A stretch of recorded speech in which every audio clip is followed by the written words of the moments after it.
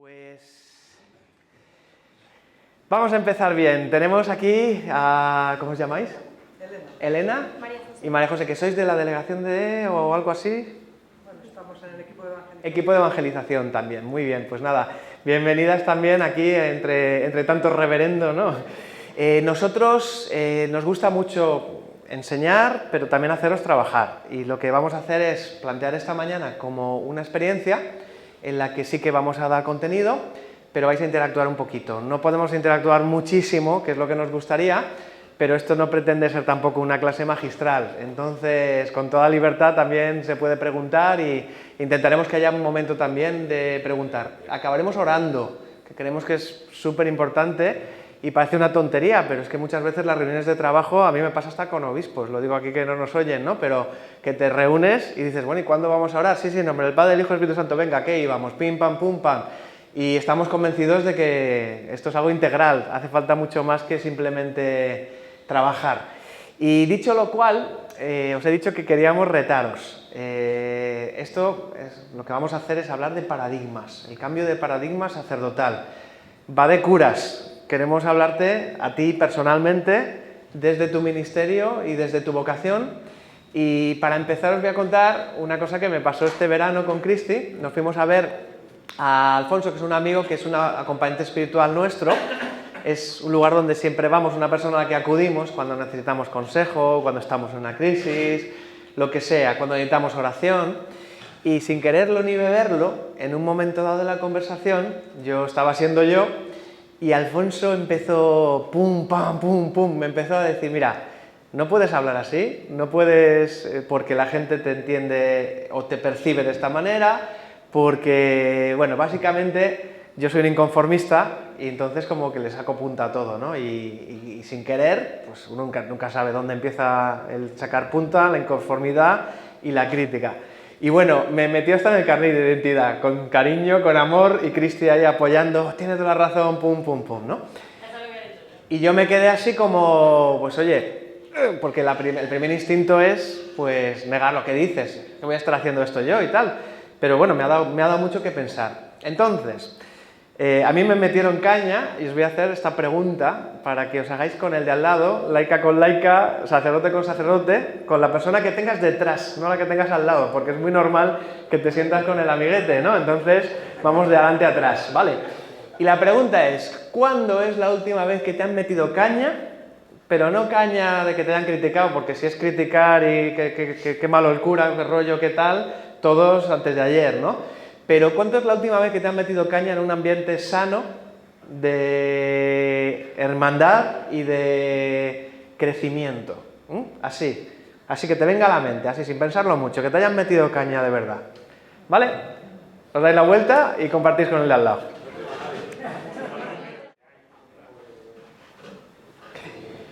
Bueno, ¿qué tal? No sé si habrá salido un momento de crítica o un momento de crecimiento, un momento de hermandad. Si habrá venido de un superior, habrá venido de un hermano, habrá venido de un feligrés, no lo sé. Os veo con buena cara, o sea que supongo que habrán sido buenas experiencias, ¿no? Por lo que eso. ¿Por qué empecé por aquí? Porque, como os decía al principio, lo que vamos a hacer ahora es una pequeña presentación sobre el cambio de paradigma. Le pregunté a Miguel Ángel, oye, pues eso, ¿de qué queréis que hablemos? Y me decía, pues mira, el obispo está hablando mucho del cambio de paradigma. Y es uno de nuestros temas favoritos, así que es como poner centrar un balón para tirar a puerta con la puerta vacía, porque es que nos encanta. Pero el cambio de paradigma tiene que ver con muchas cosas. Entonces, vamos a hacer un pequeño marco eclesiológico que es fácil para todos y familiar. Evangelii Gaudium 28. La parroquia, yo creo que aquí todos sois de la diócesis, imagino. ¿Hay algún religioso? Todos sois clero diocesano.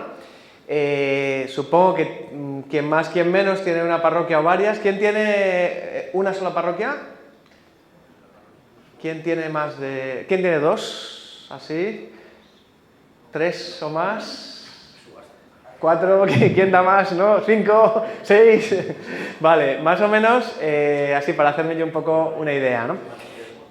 Todos venís con una preocupación de pastor por vuestra parroquia y la Iglesia está llamando a la conversión pastoral y a mí me encanta Evangelii Gaudium 28 porque habla de la parroquia como algo, dice plasticidad, yo siempre digo elástico, porque tiene una gran plasticidad, dice, puede tomar formas muy diversas que requieren de dos cosas, la docilidad y la creatividad de dos agentes, que serían el pastor y la comunidad.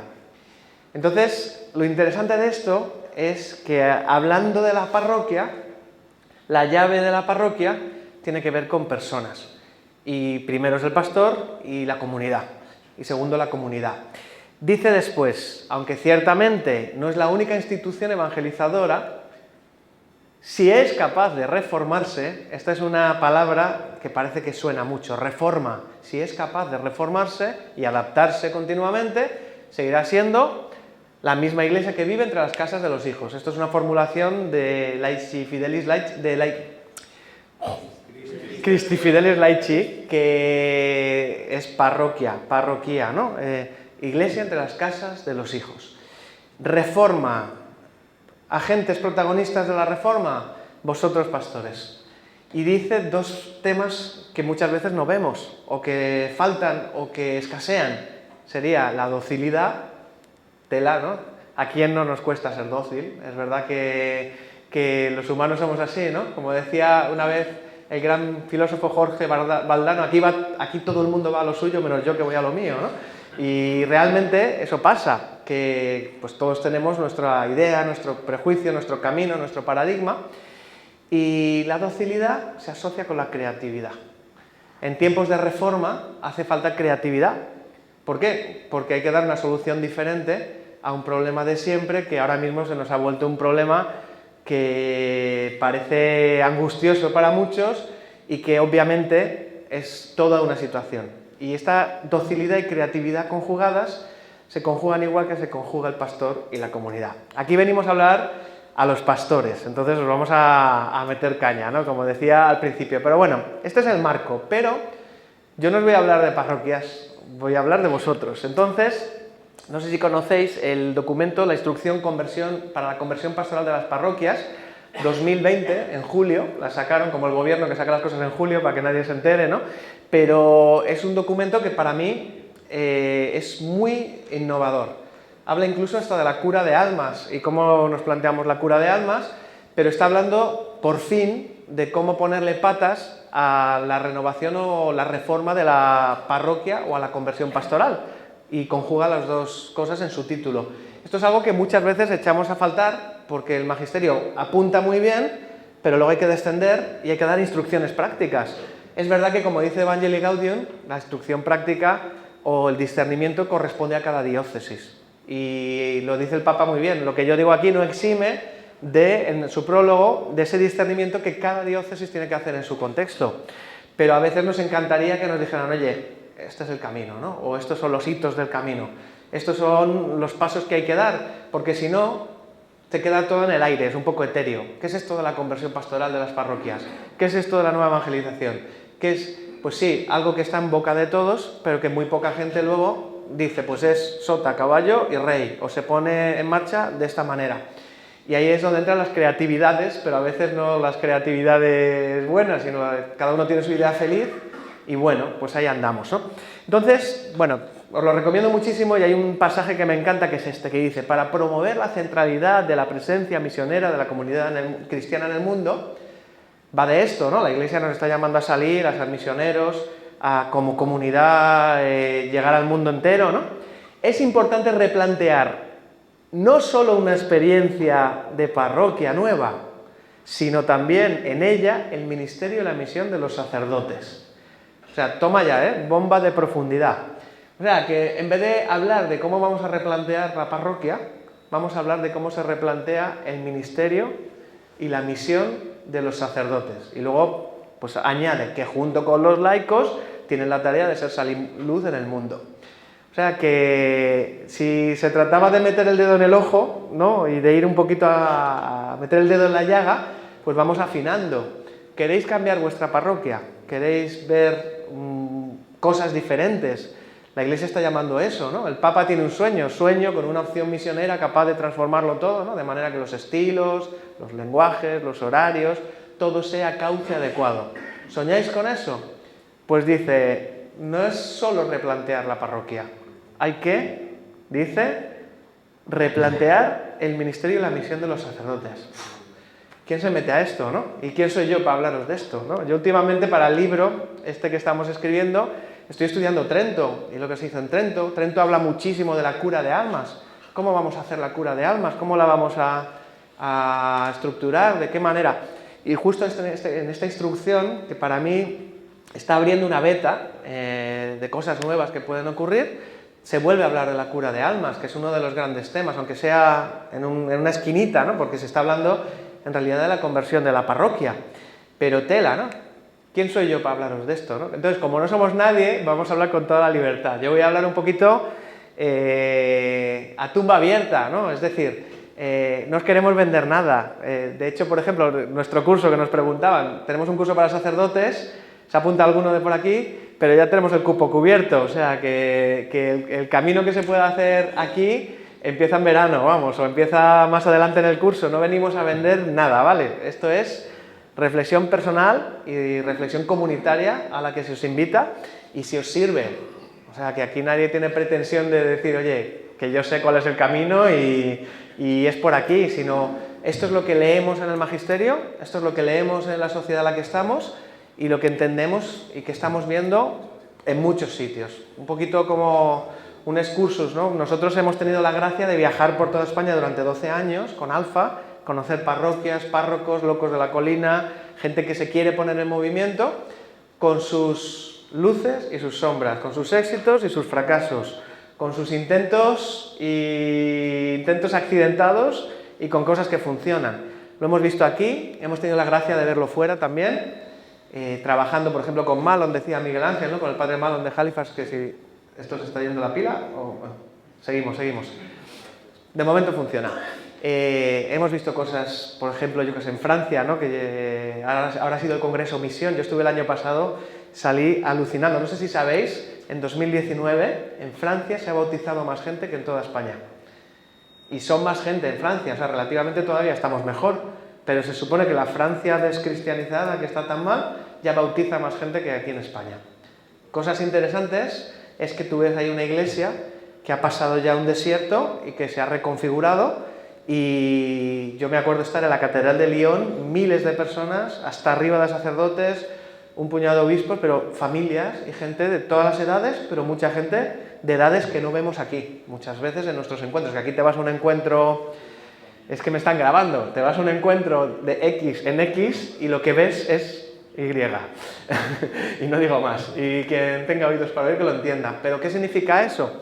Pues que hayan hecho un camino al que creo que se nos invita a todos como iglesia, y por eso, pues compartir estas reflexiones que son esa observación. Dicho lo cual, ¿qué se dice por ahí?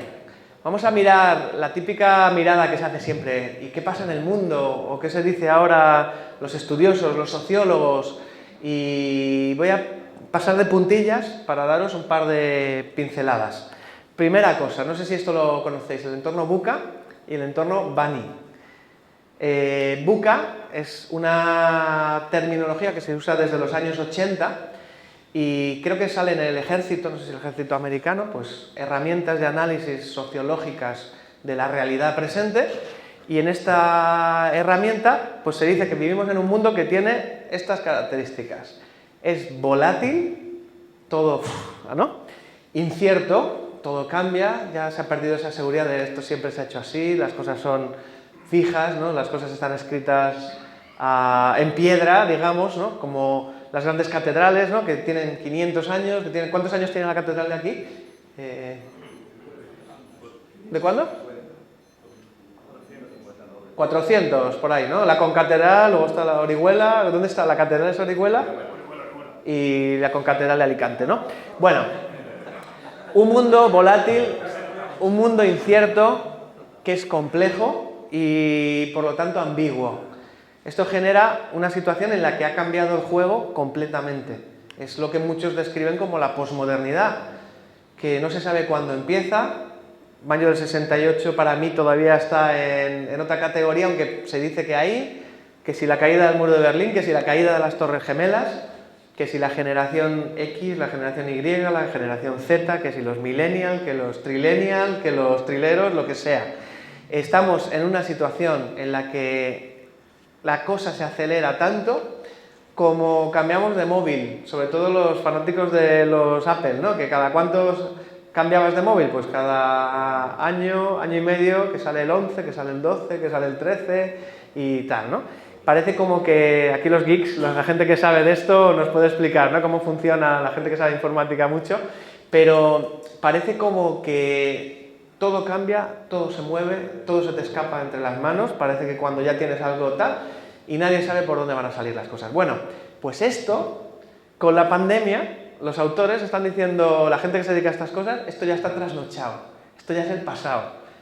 O sea, fíjate cómo vamos a veces en la Iglesia, que lo que se dice, lo clásico, el Concilio Vaticano II reconcilió la Iglesia con la modernidad, pero es que la modernidad se acabó al día siguiente del Concilio Vaticano II, literalmente, en el 68, ¿no? Se supone que empieza todo esto.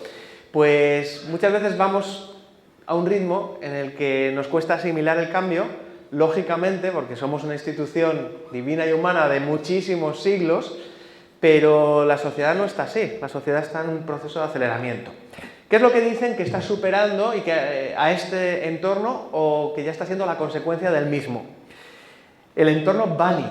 Aquí ya no tienen una palabra que se parezca en español, que es Bristol, que es frágil. La consecuencia de la volatilidad de las cosas es una fragilidad que da lugar a una inelasticidad, a ver si me sale bien, hace que las cosas sean mucho más rígidas de lo que parece, pero que sean de cristal finito que se rompen con nada. No sé si esto suena a veces a nuestros adolescentes o a nuestros jóvenes, que parecen mucha espuma y poco chocolate, y que haces así, ¡pim!, y se desmoronan, ¡rum!, ¿no? Como que no hay solidez. Y en el fondo, viniendo de un mundo cambiante, de un entorno así súper ágil, súper líquido, como se dice, de repente han pasado a una fragilidad absoluta. Que no hay materia, que no hay consistencia, que esto de, no sé, de papel fino, de fumar, parece, ¿no?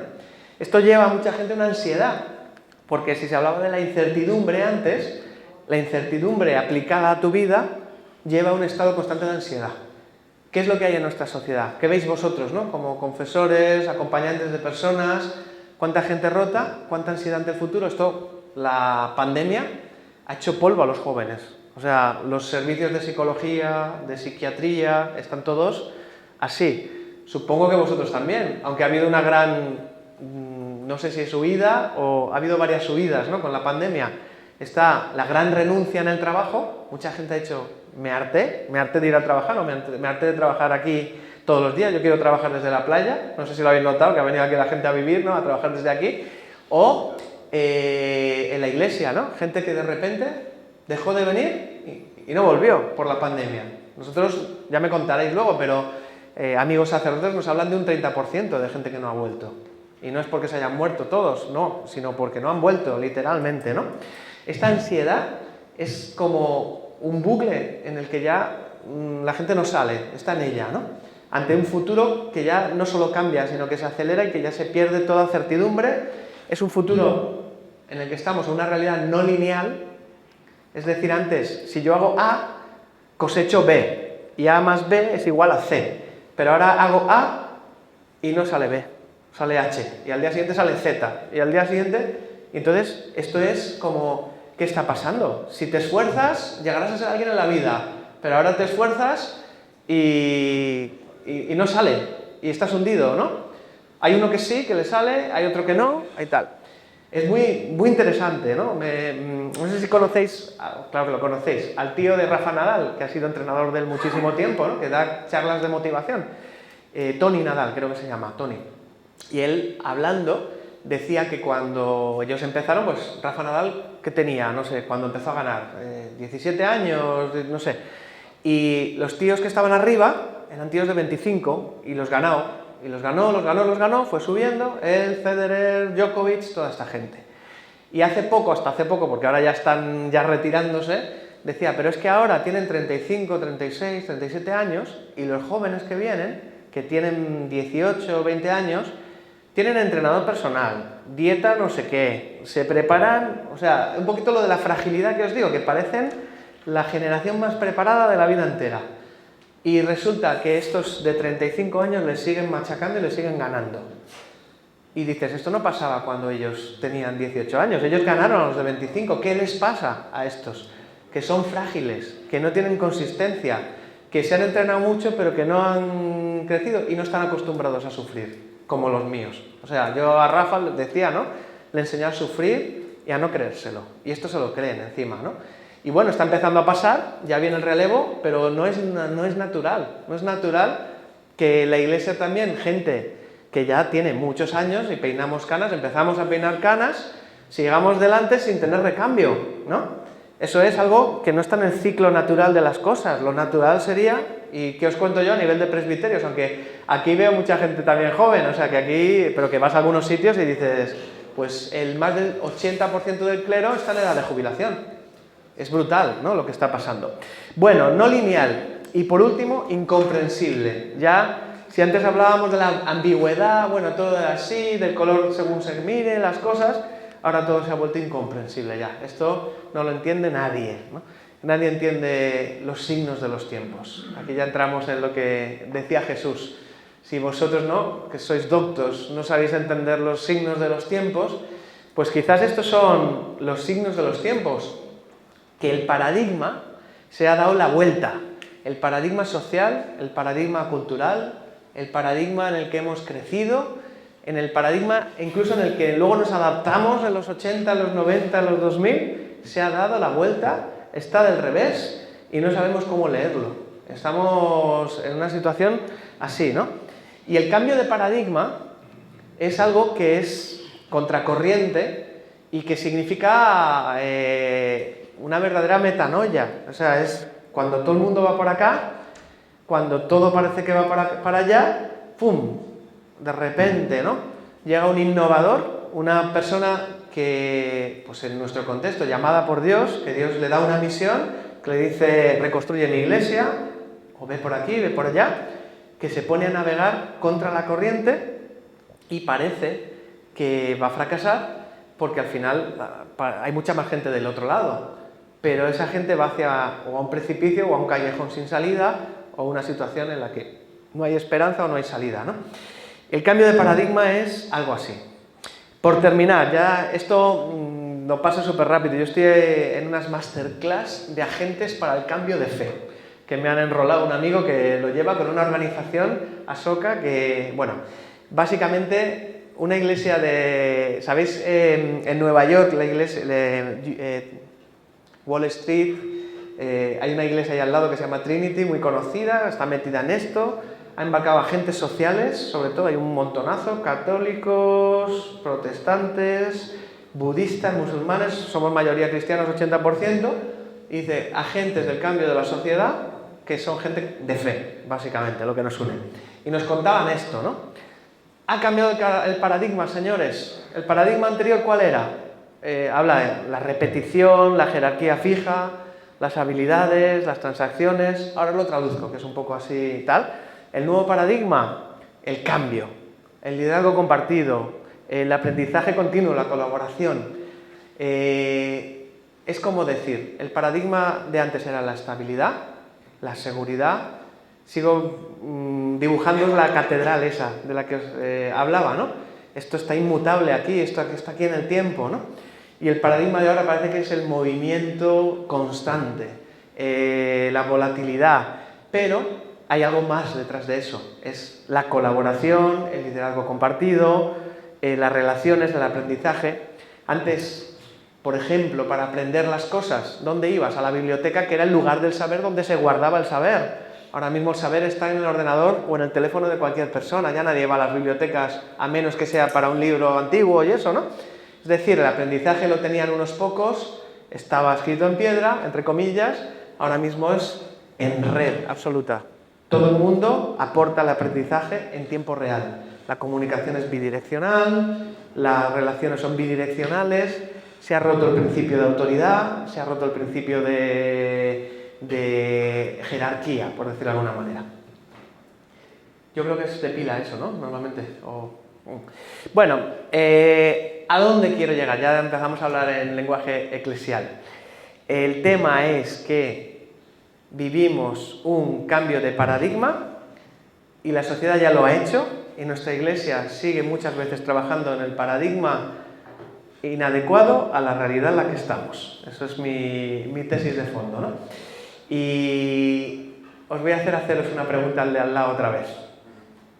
¿Cuál es tu paradigma? ¿Tu paradigma social o tu paradigma cristiano? Si alguien te preguntara ¿cuál es tu paradigma? ¿Qué dirías así? ¿A qué te suena? ¿Vale? Un minutillo, venga. Que igual es una pregunta muy abstrusa, ¿eh? O sea, pero a ver qué te sale. ¿Cuál es tu paradigma?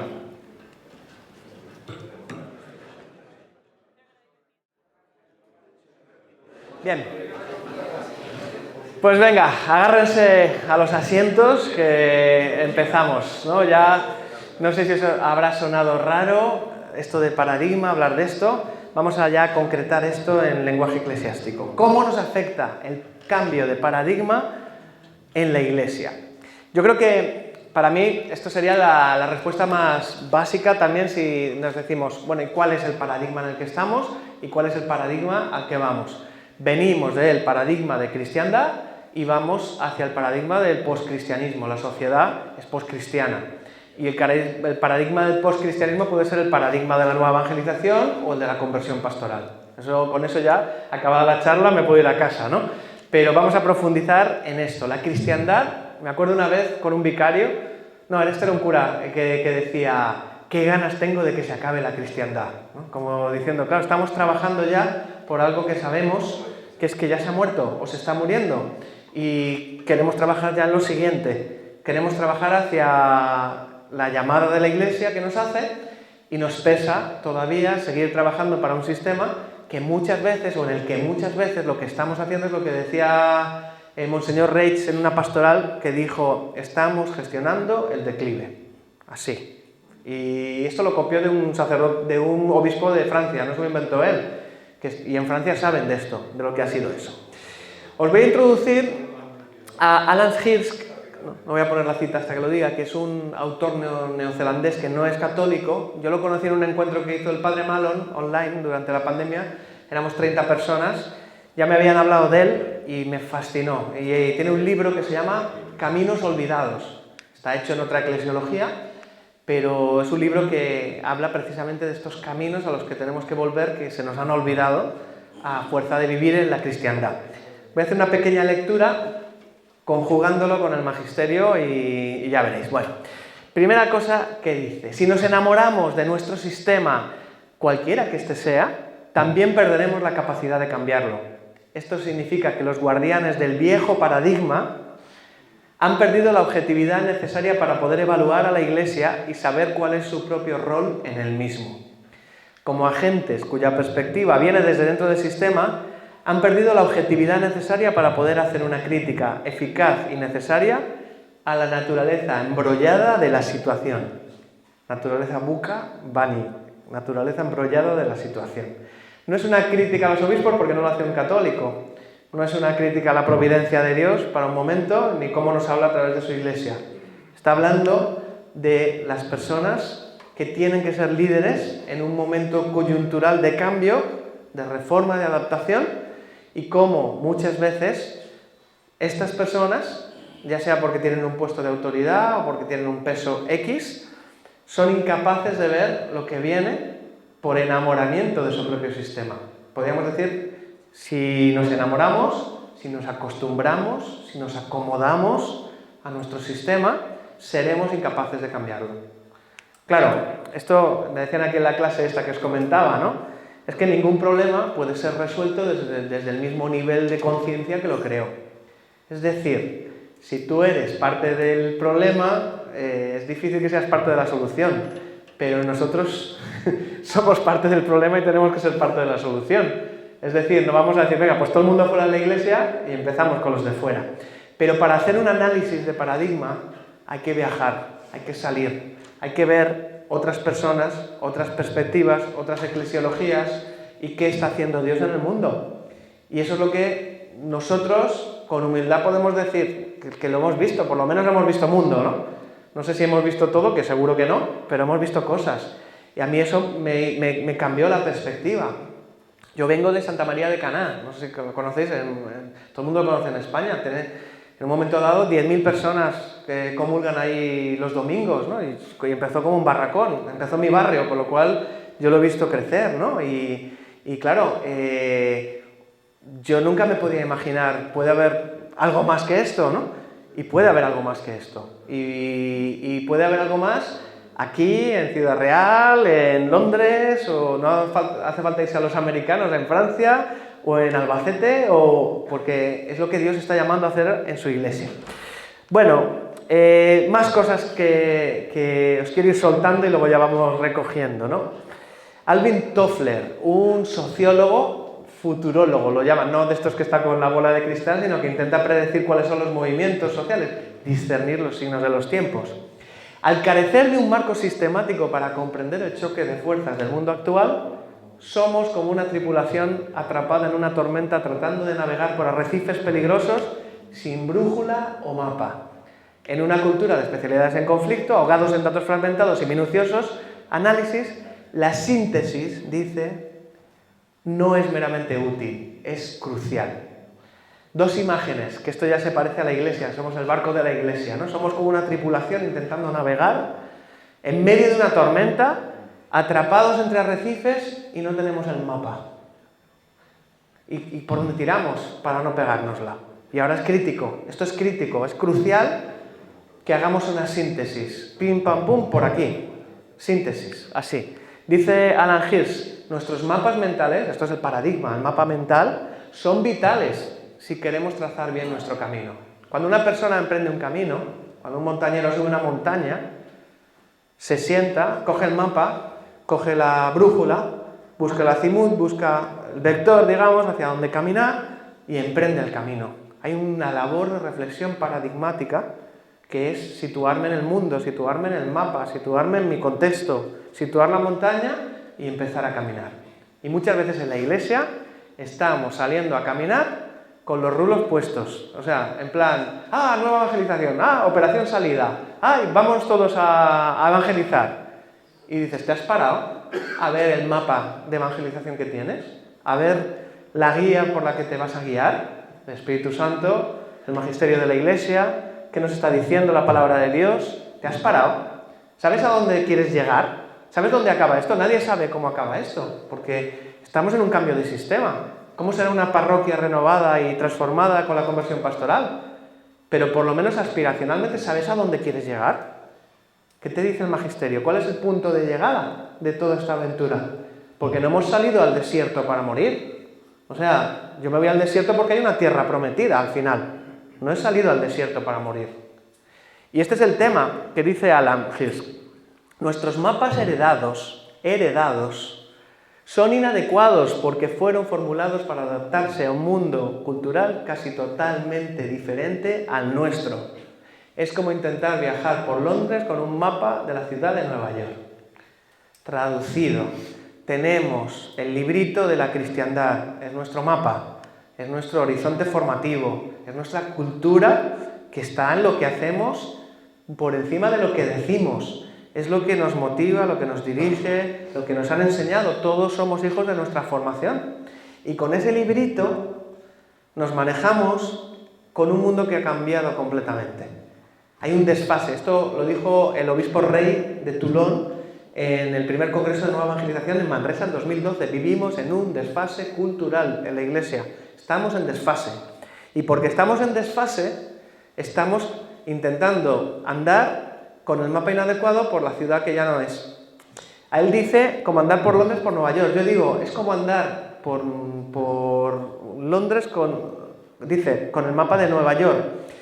Yo he vivido en Londres porque he trabajado con Alfa y también he viajado mucho a Nueva York. Cuando fui a Nueva York, fue lo primero, porque fui primero a Estados Unidos y pasé tiempo allí, me hice una idea del mundo anglosajón y cómo funcionan los anglosajones y cómo se trabaja en el mundo anglosajón. Pero años después me contrataron y me invitaron a vivir en Londres trabajando para Alfa. Y yo fui a Londres con mi esquema de Nueva York. ¿Y el problema cuál es? Que Londres fue antes que Nueva York. Y las calles se llaman igual. Y el lado oeste, el lado este, el lado norte, el lado sur, no tiene nada que ver, es otra cultura. Son europeos, son ingleses. No se parecen, hombre, se parecen, pero no se parecen, de verdad. No puedes ir hablando en inglés americano y no parecer un pedante, no puedes... Muchos códigos culturales. Pues esto es lo que nos pasa. Es como... Lo único que pasa al revés. Yo digo, es como si fuéramos a Nueva York con un mapa de Londres. Nuestro mapa es de la ciudad antigua, de la ciudad de siempre, de la ciudad bien hecha. Londres fue modelo, ¿no?, para después Nueva York, y nos vamos a Nueva York y está desactualizado. Pero la ventaja es que Nueva York se hizo sobre la base de Londres y de Ámsterdam. Si alguien sabe, ¿no?, de la historia, ahí había un poquito de las dos cosas, se parece a las dos ciudades. Con lo cual, el mapa que tienes, todavía hay partes salvables de ese mapa. El mapa de la cristiandad no es que vayamos a arrasar con ella y decir, oye, se acabó la cristiandad y todo lo que has hecho no sirve para nada. Me acuerdo en una de estas conferencias que dábamos hace 10 años, que viene un cura mayor y dice, ¿y entonces llevo 40 años perdiendo el tiempo? Y dices, no, al revés, ¿no? O sea, el tesoro de la tradición es sumar lo antiguo y lo viejo e ir conjugándolo según toca, dice el Evangelio, como el buen escriba sabe hacer, ¿no? Y esa es nuestra pequeña ventaja. Dentro de lo que toca hacer, vamos de la ciudad vieja a la nueva que se inspiró en la vieja. Y todavía hay posibilidad de renacer desde las cenizas de una cristiandad, que a lo mejor en sitios como aquí todavía hay una práctica, todavía hay vocaciones, hay sitios donde ya es tarde, tardísimo. Pero yo por lo menos aquí veo materia, ¿eh? Bueno, ¿cuál es la solución? Quien diga que tiene la solución te engañó, ¿vale? O sea, para empezar, vamos a empezar así. Pero bueno, ¿qué dice Alan Hirsch? En esta situación no necesitamos más análisis. Por el contrario, necesitamos una síntesis, lo mismo que decía Toffler, ¿no? Una gran visión de lo que somos y lo que podemos ser. Me están grabando, ¿vale? Hay dos tipos de sinodalidad, la buena y la mala. La que machaca, la que desilusiona, la que cansa y la que ilusiona y da propósito. La que conecta con el sensum fidelis, sensum fidelis, y Dios habla a través del corazón del pastor, del clamor del pueblo y del magisterio de la Iglesia, y está la que es opinativa, ¿no? Y vamos aquí a ver lo que pasa, ¿no?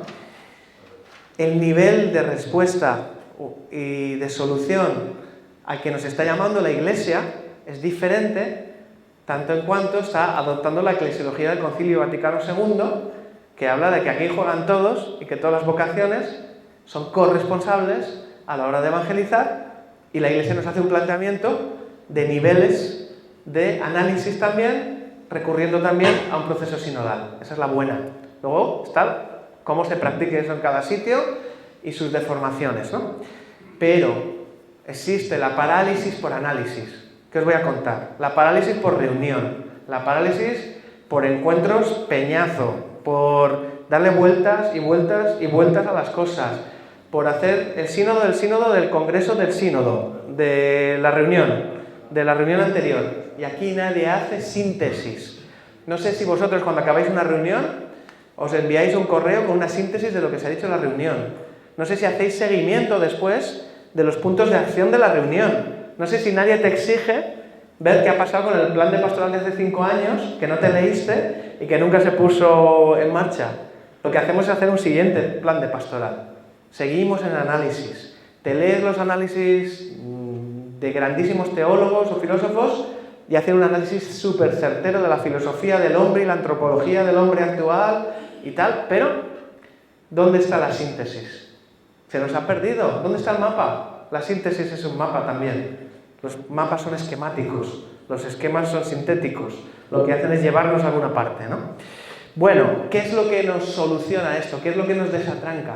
Una gran visión de lo que somos y de lo que podemos llegar a ser. Dios da visión. Cuando falta visión, Proverbios, creo que es 23, pero no me hagáis caso, luego lo ponemos bien en el vídeo, el pueblo perece. Si no hay visión, perecemos. Si estamos en el desierto y no sabemos a dónde vamos, perecemos. Nos cansamos hasta del maná. y pensamos que hemos venido aquí para morir. Esa es la crisis actual, con su fragilidad, con su volatilidad, con su ansiedad. Por eso la gente está hecha polvo, por eso hay tanto fracaso vocacional. Pasa también en los matrimonios, no os creáis, ¿no? Pasa en todos los niveles, que os voy a contar a vosotros, ¿no? Una gran visión de lo que somos es lo que sale adelante, no de lo que podemos hacer, sino de lo que somos y de lo que podemos ser. Dos cosas muy importantes. El gran visionario, cada uno tiene sus papas favoritos. Yo soy muy de Benedicto, me encanta en la tríada, ¿no?, de decir Juan Pablo II, Benedicto y Francisco, ¿no?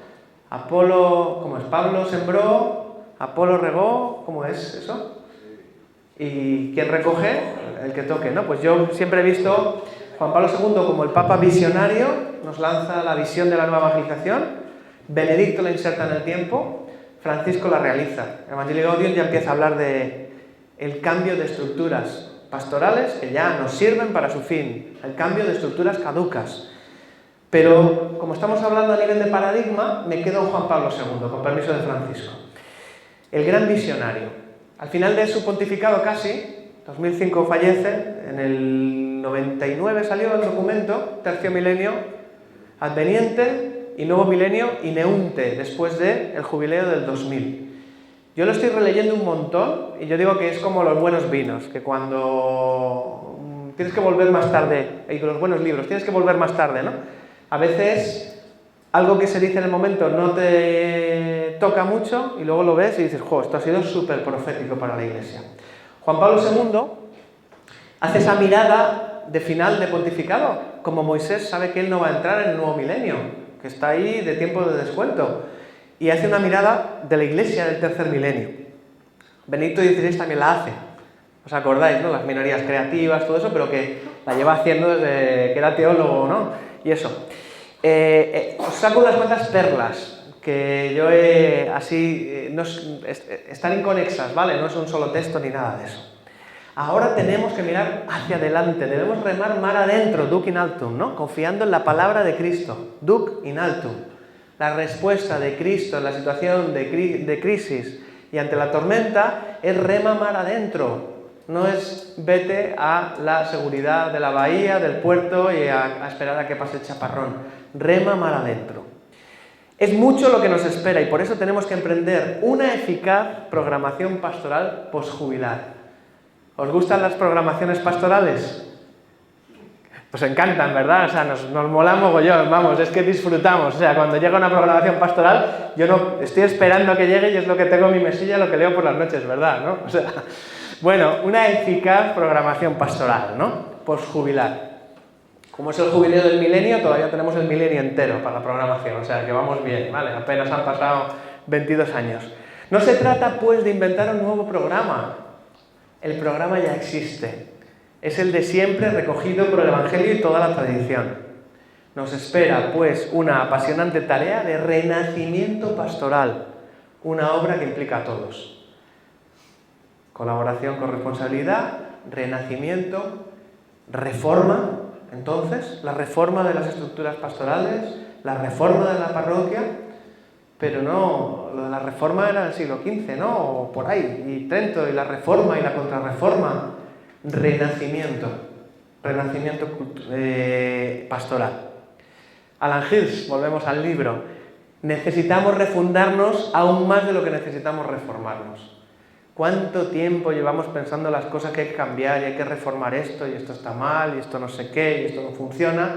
Necesitamos refundarnos muy por encima de reformarnos. Es así. La refundación es un nuevo nacimiento, es una nueva oportunidad, es un nuevo empezar, es borrón y contra nueva, no, es refundar volviendo a lo que ha sido fundamental, en lo que somos y en lo que queremos ser y a donde nos llaman a ser, no en lo que nos llaman a hacer. La reforma se hace de cosas, la refundación se hace de personas, se hace de vocaciones. Hay que refundar la vocación sacerdotal y del pastor. Empezábamos hablando del cambio del pastor que se le pide, ¿no? Este cambio de paradigma va de refundación también, de vuestra vocación. No es que profundizar en el pasado no sea parte de la solución. Esto está muy de moda ahora, ¿no? ¿Cuánta gente dice, bueno, pues volvamos a X y esto nos da seguridad? Lo que ocurre es que no solemos retroceder todo lo necesario. O mejor dicho, no cavamos lo suficientemente hondo para encontrar respuestas. Es muy típico en un momento de crisis que la gente quiera volver, pero solo vuelves 50 años para atrás, 100 años para atrás, 500 ya si me pones en Trento, venga, ¿no? Nosotros hacemos una cosa en el curso de dónde está tu parroquia, dónde está tu obispo, dónde estás tú, y hay gente que dice en Trento, vale, pero no volvemos ni cavamos lo suficiente. Hay que volver a la iglesia de los Hechos de los Apóstoles, una iglesia que evangelizaba, que anunciaba, que enviaba, que hacía discípulos, que sanaba, esa iglesia que convertía, y eso es volver lo suficientemente atrás, al fundamento. Hablando de paradigmas, no sé si esto suena. ¿Alguno le suena? Miradlo bien, no sé si se ve bien atrás. El sueño de Don Bosco. Don Bosco, siglo XIX, tiene un sueño, contexto, la modernidad, ataque a la iglesia, tiene el sueño del barco de la iglesia, en el que está el Papa y sus obispos, cardenales, no sé quiénes hay detrás, y están navegando en medio de la tormenta, está siendo asediada la nave de la iglesia, hay dos columnas seguras, lo veis ahí, la Eucaristía y la Santísima Virgen, y la nave está llegando a puerto para enrocarse y defenderse del embate de la modernidad. Ese es el contexto de Don Bosco, es el contexto de un renacimiento en la iglesia, que hay en el siglo XIX, un renacimiento de piedad, de prácticas, de todo eso. Y esa es la guía segura, la nave de la iglesia, que navega segura, dirigida por el Papa y los obispos, que nos llevan a puerto seguro. Ese es el paradigma.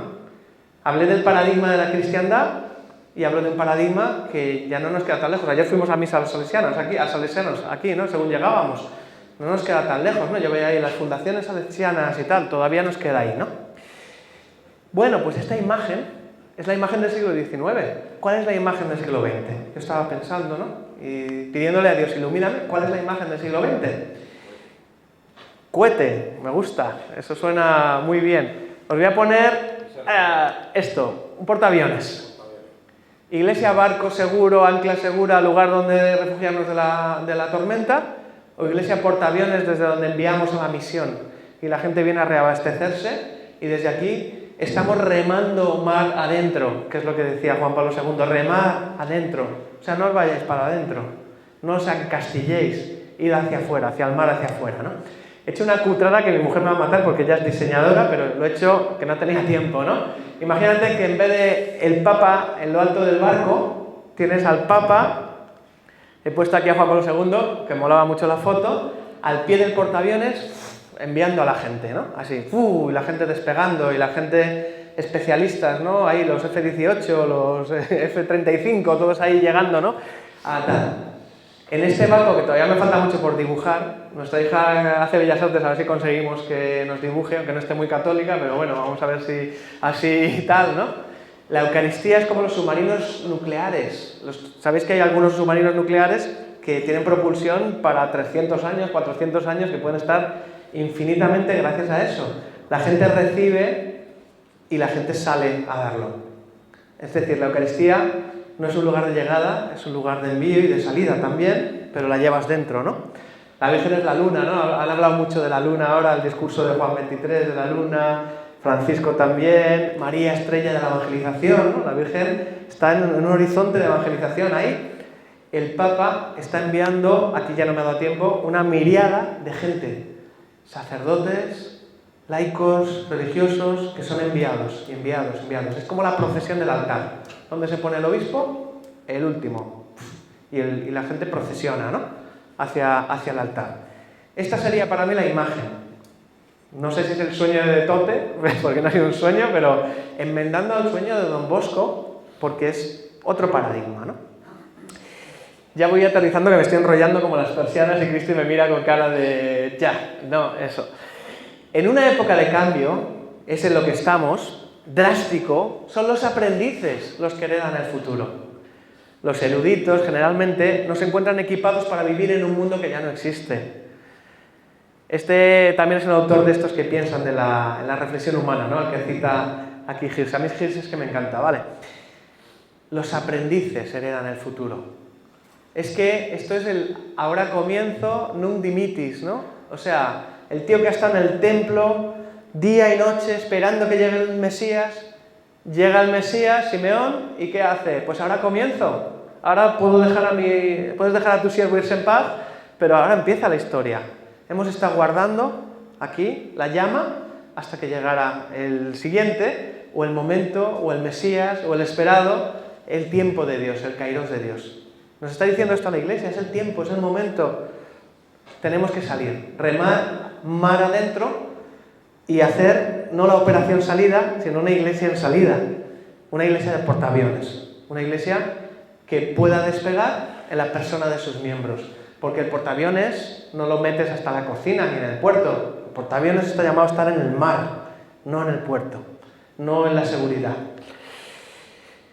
¿Y aquí quién? ¿Quién es la persona? ¿Quién es el llamado? ¿A quién enviaré? ¿No? Isaías, ¿quién irá? ¿Quién les dirá?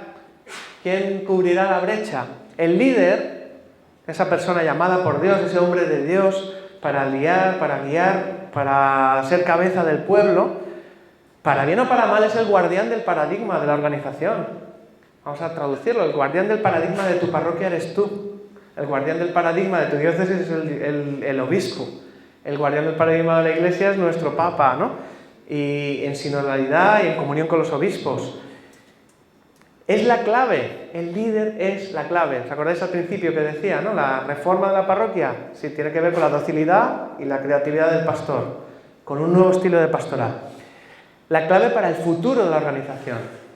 ¿Estamos trabajando en el futuro de la iglesia o gestionando el declive para ser los últimos en cerrar? Los líderes en esta situación básicamente tienen dos funciones. O bien son la llave que abre la puerta o la cierran con firmeza. Está el líder que abre puertas y está el último que cierra la puerta. Cuando todo se acaba y apaga las luces, ¿no? Son el cuello de botella o el abrelatas de la misma. No sé si a alguno le gustaría que le llamen abrelatas, ¿no? Pero yo aspiraría a ser un abrelatas, a desbloquear aquí y sacar el fruto, ¿no? Deseado y rico. O son efectivos o son guías de ciegos. Que me perdone si alguien se siente aludido, pero cualquiera de los que estáis aquí, estáis en una posición de liderazgo pastoral y podéis acabar siendo guías de ciegos, guiando a otros ciegos, ¿no? O podéis ser luz y podéis ser pastores que con el callado, detrás del pueblo, empujen al pueblo, porque hay muchas maneras de pastorear. Eso lo decía Francisco también, ¿no? Que hay pastoreo de pastor delante, pastor al medio y pastor detrás. Te tocará a veces delante, te tocará otras veces en medio y te tocará otras veces detrás. Pero te toca, básicamente. Bueno, retomo ya con lo que empezaba. Entonces, para promover la centralidad de la presencia misionera de la comunidad en el mundo, no solo replantear la experiencia nueva de la parroquia, sino el ministerio y la misión de los sacerdotes. Es decir, esto empieza por ti. ¿Por qué? Porque si estás donde estás es porque Dios te ha llamado a hacerlo. Si estás a cargo del pueblo, si tienes esta responsabilidad, que no es solo jerárquica, es carismática, ¿no? El Señor te ha puesto aquí, te ha llamado, te ha ungido, te ha dado el carisma y la misión para hacerlo. Luego ya podemos entrar en qué se me da bien, qué se me da mal, pero está claro que Dios te ha llamado, ¿no?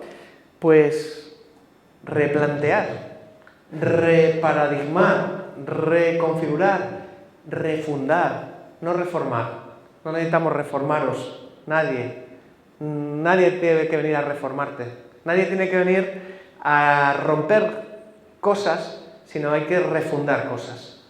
Tenemos que aprovechar estos mapas en lo que se puedan aprovechar, pero ser conscientes de que el mapa es otro, que el juego ha cambiado y que hay un mapa y que podemos encontrarlo en el magisterio, en la palabra de Dios, en la guía del Espíritu Santo, y podemos mirar lo que está haciendo la Iglesia en otros sitios, en otras comunidades, en otros párrocos también, ¿no? ¿Quieres dejar entonces, o permitir, ¿no?, que Dios haga de ti este catalizador? Hablando de paradigma, un tema que nos gusta mucho también. A Hirsch le gusta, pero yo lo enfoco de otra manera. La Iglesia Católica siempre se ha leído así, las funciones del sacerdocio, aparte de la sacerdotal, profética y real. Dices, bueno, pues a unos los constituyó, Efesios 4, apóstoles, a otros profetas, a otros evangelistas, a otros pastores y a otros maestros. Y yo siempre pregunto, ¿no?, en nuestros cursos, ¿tú qué eres? ¿Eres más maestro o eres más pastor? ¿Eres más profeta o eres más apóstol? El típico párroco apóstol que nunca para en su parroquia, ¿no?, que está siempre por ahí, ¿no? O está el típico que le gusta mucho cuidar a la gente, o está... Hay de todo, ¿no? Dios constituyó a unos una cosa, a otros otra cosa, varias, a veces toca hacer de todo, a fin de capacitar al pueblo de Dios para la obra de servicio, para edificar al cuerpo de Cristo. El pastor capacitador, el pastor guía de una comunidad de discípulos, el pastor que apacienta discípulos en vez de usuarios, el pastor que pasa de administrar sacramentos a liderar, acompañar, guiar discípulos. El que hace, siendo discípulo, hace discípulos. Todos los bautizados estamos llamados por la regeneración del bautismo a esto, pero vosotros, ministerialmente, especialmente, estáis llamados a estos. ¿Hacen falta comunidades? ¿Hacen falta discípulos misioneros? ¿Y quién está detrás de eso? Sino el pastor, que llama por su nombre, que van con él, que lo acompaña, que los alimenta, que los lleva a buenos pastos. Ese es el sacerdote. El sacerdote que yo veo, el sacerdote que yo intuyo.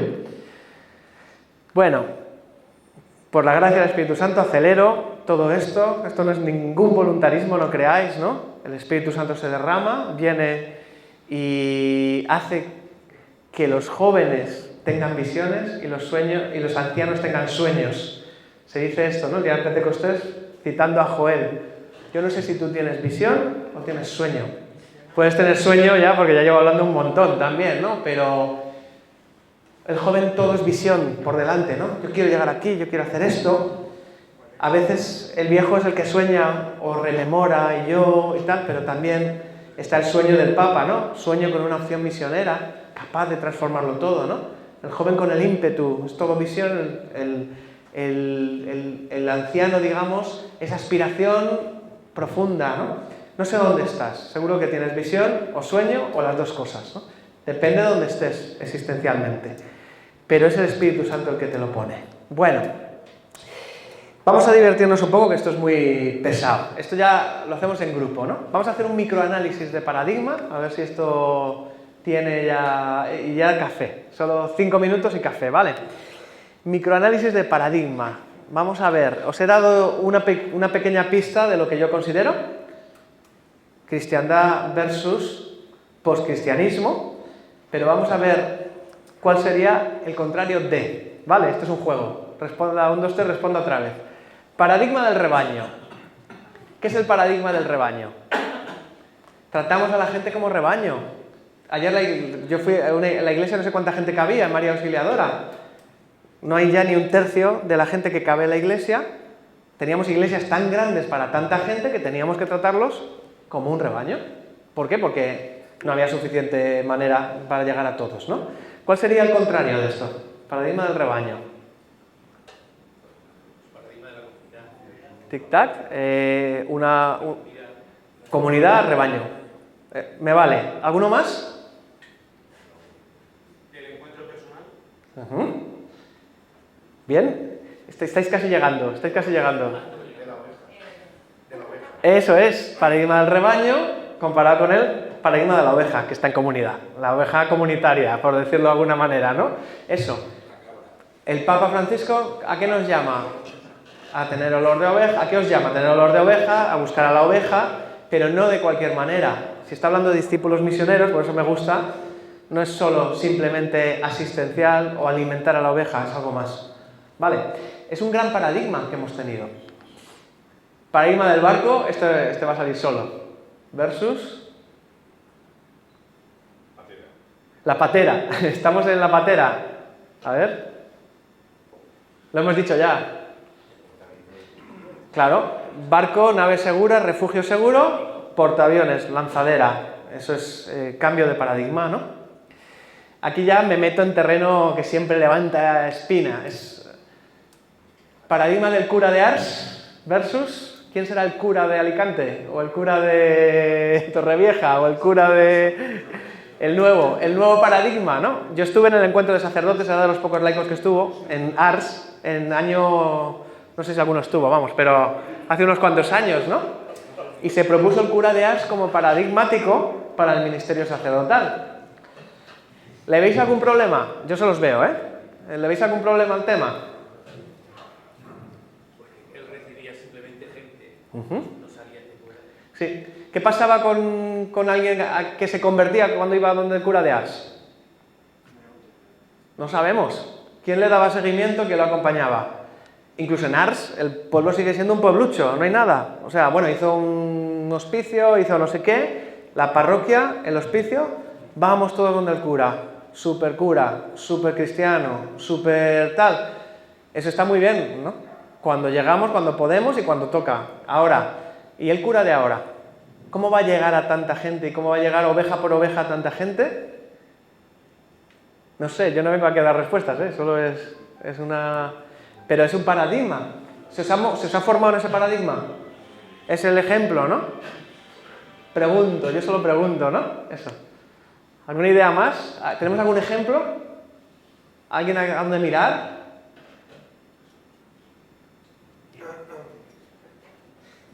Vais a tener que ser vosotros, entonces. O sea, ¿algún cura de moda? ¿Alguno que diga a la gente, oh, fíjate, qué bien lo hace este, oh, mira su parroquia, oh, eso?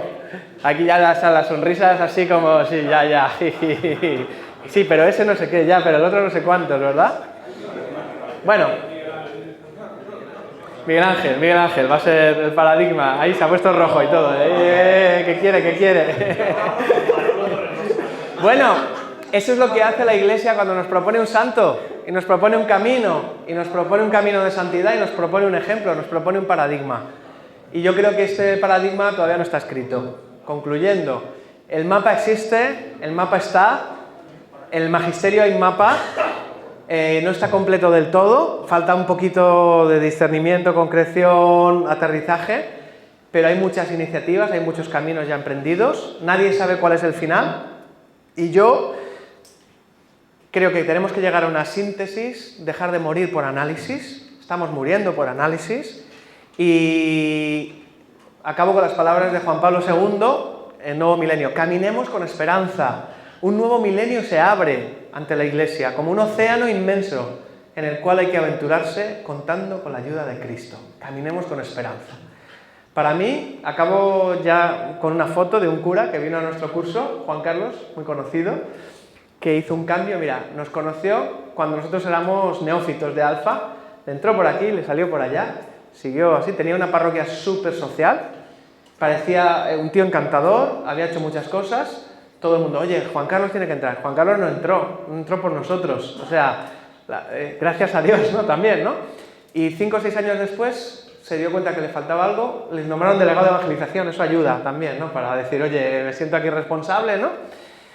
Tuvo un cáncer que superó, gracias a Dios, y hizo un camino, no es porque viniera a nuestro curso, ¿no? Y eso, pero es que al final no solo fue el curso, se encontró con el Espíritu Santo, replanteó el estilo de pastoral, hemos ido a su parroquia y tiene un equipo alrededor alucinante, lo que hacía social lo sigue haciendo y todavía lo hace mejor, ha abierto una casa ahora también nueva ahí, que han acogido gente, tenía otra casa, es una pasada, y él dice, yo antes era así, pero ante la realidad tuve que elegir. ¿Elegir entre qué? Mis esquemas, a mí me enseñaron a ser un cura rojo, así, lo dice así, ¿no? Entre mis esquemas y la realidad que tenía, la necesidad de la gente y lo que Dios me estaba pidiendo, y cambié por eso. Seguí buscando y encontró. Me encanta porque tiene 50 y pico años y sigue ahí, el tío al pie del cañón. Así que nada, café y seguimos, que la mañana es muy larga.